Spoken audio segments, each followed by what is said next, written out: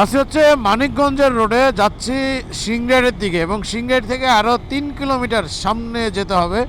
ঘড়িতে সময় হচ্ছে রাত 10:45, মানে 22:45 বাজে।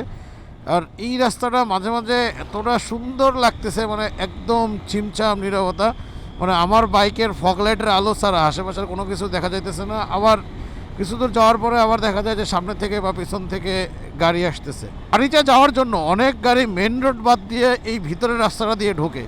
আমার হেলমেটটাতে ভাইজরটা হচ্ছে মার্কারি ভাইজর, এই কারণে ভাইজর আটকে যখন বাইকটা চালাচ্ছি তখন আমার কাছে মনে হচ্ছে যেন একদম ভৌতিক রাস্তায় চলে আসছি। মূলত রাস্তায় কেমন আলো আছে সেটা আমার থেকে ভালো আপনারা দেখতে পাচ্ছেন, কারণ প্রচণ্ড পরিমাণে বাতাস লাগতেছে, এবং এই বাতাস এবং ঠান্ডার হাত থেকে বাঁচার জন্য আমি ভাইজরটা আটকে তারপরে বাইক রাইড করতেছি। সব থেকে মজার বিষয়, আমি এনএসকে হেলমেটের যে ভাইজরটা লাগাইছি এটা দিয়ে রাতের বেলাও অন্ধকারের ভিতরে চমৎকার বাইক রাইড করা যায়।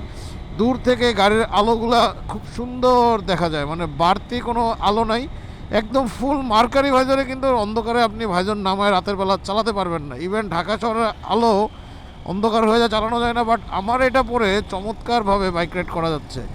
আর এখন যে আপনাদের সাথে কথা বলতেছি এবং বাইক রাইড করতেছি, টোটালটাই হেলমেটের ভাইজর আটকানো, এবং আপনারাও বুঝতেই পারতেছেন যেহেতু বাতাসের কোনো নয়েজ নাই, তার মানে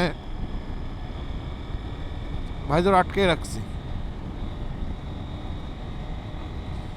এই জায়গাটা দেখেন একদম কীরকম দুই পাশে অন্ধকার লাগতেছে। অবশ্য আমি অন্ধকারটা ফিল করতেছি হেলমেটের কারণে, বাট আপনারা সেটা ফিল করতেছেন না।